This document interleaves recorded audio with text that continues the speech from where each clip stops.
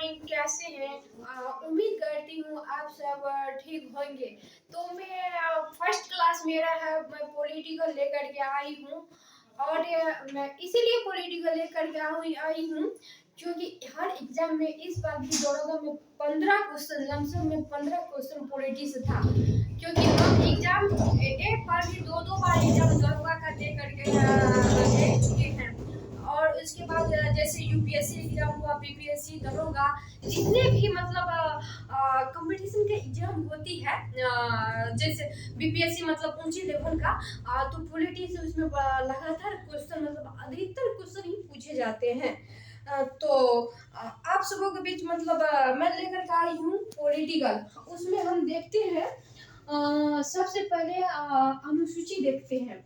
अनुसूची इसीलिए मैं आप सबों के बीच बता रही हूँ कि सबसे मतलब कम है, मतलब वर्तमान में तो अभी 12 अनुसूची है। और पहले था कितना, 8। अभी वर्तमान में कितना है, 12। 12 अनुसूची को देखेंगे, उसके बाद 22 भाग को देखेंगे, उसके बाद 395 अनुच्छेद को देखेंगे सबसे लास्ट में, क्योंकि सबसे बड़ा है इसीलिए सबसे लास्ट में हम अनुच्छेद को देखेंगे। तो आप डरना नहीं है। कितना स्टूडेंट डर जाते हैं आर्टिकल को देख करके, तो डरना नहीं है। देखिए इतना मतलब इजी आसान तरीका से हम बताएंगे, कितना हम आसान तरीका से आप लोगों को बीच अनुच्छेद बताएंगे। सबसे पहले तो हम देख लेते हैं इसको, अनुसूची देखते हैं, उसके बाद बस भाग को देखेंगे, उसके बाद देखेंगे 395 अनुच्छेद को देखेंगे। तो एक चुटकुला हमको याद आ गया, कहावत में है ना, अरे लगा दे जो पानी में आग जवानी उसे कहते हैं। अरे जो लगा दे पानी में आग जवानी उसे कहते हैं, छीन लो हर सिलेक्शन को स्टूडेंट उसे कहते हैं। तो चलिए देर नहीं, तो चलिए मैं अनुसूची को सबसे पहले देख लेती हूँ। तो अनुसूची एक में है राज की संघ। अनुसूची एक में राज की संघ। मैं इतना बार बोलूंगी कि आप लोगों को जल्दी याद हो जाएगा। एक जैसे 12 गो अनुसूची है ना, तो 12 दूना 24 बार मैं दो बार को बोल दूंगी, जल्दी याद हो जाएगा, रटा ही दूंगी आप लोगों को।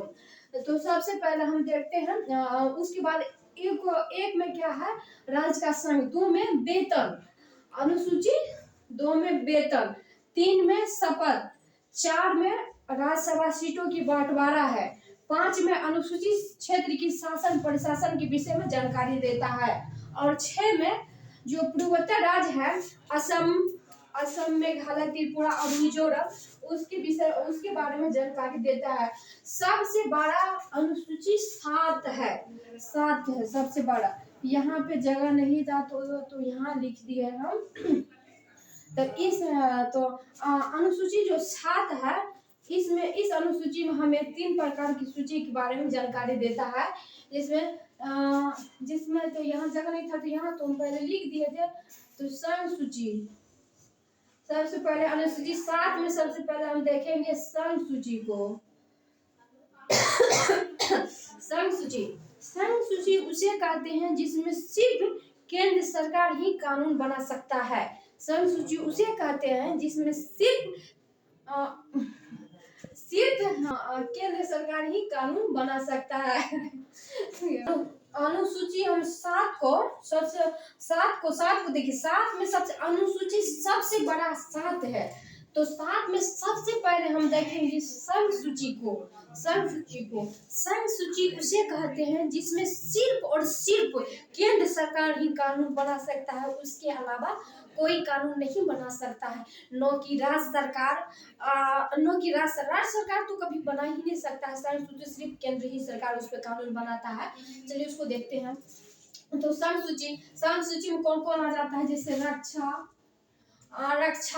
विदेश सेवा, जनगणना, बड़े बंदरगाह इत्यादि, इस सब संघ सूची में आ जाता है। उसके बाद हम देखते हैं राज सूची को। यहाँ से आता है राज सूची को, इसमें आ जाता है, राज सूची में आ जाता है जैसे पेयजल हुआ, कृषि हुआ, उसके बाद पुलिस हुआ, लोक हुआ, स्वास्थ्य इत्यादि, ये सब किस में आ जाता है, राज सूची में। तो राष्ट्र सूची में पहले कितना विषय था? 66। अभी वर्तमान में कितना? 61 है। अभी वर्तमान में 61 है। क्यों 61 है? 42वां संविधान संशोधन कर करके 5 हटा दिया है। जो कि 5 जो हटा दिया है, जो हटा दिया गया है, उसमें वो कहाँ लाया गया? समवर्ती सूची में। समवर्ती सूची में लाया गया है। समवर्ती सूची में लाया गया है। उसमें जिसमें समवर्ती सूची उसे कहते हैं जिसमें दोनों सरकार कानून बना सकता है। राज्य और संघ, राज्य और केंद्र दोनों जिसमें कानून बना सकता है उसे समवर्ती सूची कहते हैं। समवर्ती सूची उसे कहते हैं जिसमें राज्य और केंद्र दोनों कानून बना सकता है, उसे समवर्ती सूची कहते हैं। समवर्ती सूची कहते हैं। समवर्ती सूची में पहले कितना विषय था? 47 था। पहले कितना था? 47 था। वर्तमान में कितना विषय है? तो 52। वर्तमान में कितना विषय है? 52। तो वर्तमान में कितना है? 52। इसमें जैसे में मतलब एग्जाम्पल के तौर में इसमें क्या क्या आ जाता है? विवाह, तलाक, दंड प्रतिक्रिया, शिक्षा, वन जीव इत्यादि ETC किसमें? समवर्ती सूची में आ जाता है। तो इसमें तो अनुसूची 7 में, तो 7 तो आप लोग को देखिए उतना तो अभी शायद तो समझ में नहीं आएगा, एक बार फिर से मैं आप लोग को समझाती हूँ। अनुसूची 7 देखिए, अनुसूची 7 में संघ सूची जो है, अनुसूची 7 में जो संघ सूची है, अनुसूची 7 में 3 गो सूची है। 3 गो, एगो संघ सूची हुआ, राष्ट्र सूची हुआ, समवर्ती सूची हुआ। समवर्ती सूची उसमें सबसे पहले हम देखेंगे संघ सूची को। संघ सूची उसे कहते हैं सिर्फ और सिर्फ जिसमें केंद्र सरकार ही कानून बना सकता है, उसे हम संघ सूची कहते हैं। संघ सूची में पहले कितना विषय था? संघ सूची में पहले कितना विषय था? 97।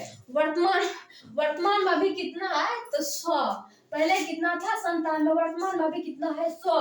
तो इसमें जैसे एग्जाम्पल के तौर पर इसमें भी देखेंगे जिसमें क्या क्या आ जाता है? शिक्षा, विदेश सेवा, जनगणना, बड़े बंदरगाह, संघ सूची में ये सब आ जाता है। उसके बाद हम देखेंगे राष्ट्र सूची को देखेंगे। राष्ट्र सूची हम उसे बोलेंगे जिसमें सिर्फ और सिर्फ राज्य सरकार ही कानून बना सकता है, उसे हम राष्ट्र सूची बोलेंगे। उसमें तो इसमें राष्ट्र सूची में पहले कितना विषय था? 66 विषय था पहले राष्ट्र सूची में। अभी वर्तमान में कितना है? तो 61। 5 घट चुकी है। 42वां संविधान संशोधन करके 5 हटा दिया गया है। समवर्ती सूची में 5 जो हटाया गया है, तो इसमें समवर्ती सूची में जोड़ा गया है 5।